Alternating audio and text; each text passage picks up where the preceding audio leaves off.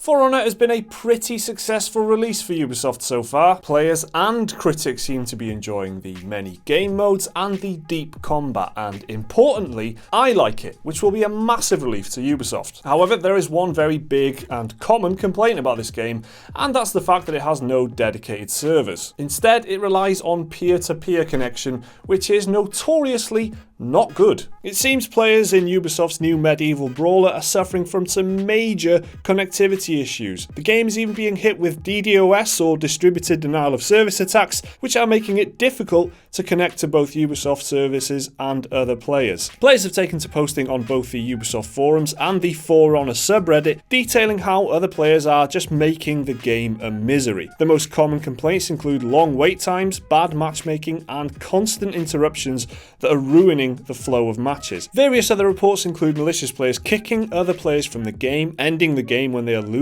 and forcing out other players so they can stay on top of the leaderboard. Now, aside from the obvious question here, that being what kind of tragic, sad bastard would go to such lengths just to stay top of a leaderboard, you have to ask, why would Ubisoft use such a notoriously unreliable method as peer-to-peer in their multiplayer-focused game? Well, it's simply a matter of resources. Dedicated servers, which are far more reliable and offer a much better online experience than peer-to-peer, require regular maintenance, and it costs money just to keep them running. It's a constant expenditure for a company and a bit of a drain on resources, so dedicated servers aren't considered a big priority for some companies when they could just use peer-to-peer matchmaking instead, which costs them nothing to run and significantly less to implement. Peer-to-peer usually works by selecting one player as a host for each match, and that often gives them a definite advantage in-game. Whichever player is the host usually has the lowest latency, which means potentially they could act a couple of milliseconds before any other player. While that doesn't sound like much, in a competitive shooter or even a game like For Honor, it can make all the difference. In For Honor's case,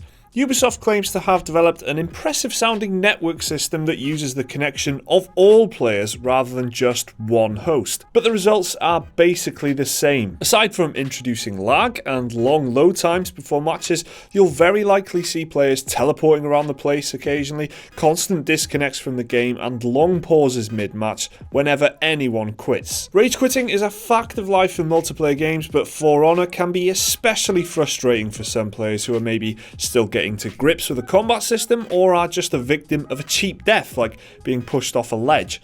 Add to that the fact there is no real rage quit punishment in the game, and players find it all too easy to leave matches at will. That causes a massive headache to everyone else in the game, who are left waiting around as the connection just sorts itself out. Why the f this is ever the case in any game, not to mention a big title from Ubisoft, is well beyond me. You'd think that Ubisoft, a big corporation, could stretch that little bit extra for dedicated servers to ensure players have the best possible experience. Yes, it would be expensive to fund servers for all the game's regions across the world, but that's just part of the price you have to pay to host an online game now. The company said during the game's alpha test that peer-to-peer was chosen to make sure there were no server issues on day one, which you might well get with dedicated servers. The idea was that players could get into the game straight away, and their system ensured a smooth and reliable experience to all players. But that argument doesn't really hold up for a very long time after release. By now, with dedicated servers, For Honor would in all likelihood have been in a stable state with no problems getting online to play, and DDoS attacks surely would not be an issue at all. Ubisoft has done a good job of finding and banning offending players pretty quickly so far, but this kind of bollocks is enough to kill off a game like For Honor dead in its tracks. As it stands, For Honor is only a week old, and as the population gradually grows, so will the potential for cheaters to come in and take advantage of peer-to-peer matchmaking. You only have to look back at some older titles to see how peer-to-peer matchmaking can actually turn out. Cheaters, hackers, and other such sad, lonely, pathetic losers run rampant in games like Call of Duty Modern Warfare, for example. Now, Ubisoft are actually enjoying some lasting success with their online-focused shooter Rainbow Six Siege. But if the company seriously wants that kind of slow-burning success with For Honor, then they seriously need to do something about the peer-to-peer matchmaking. It's unreliable as hell anyway, not to mention when some knobheads try and cheat and ruin the game for other people. The simple solution is dedicated servers. Ubisoft's argument was that peer-to-peer would make the launch all that smoother, but now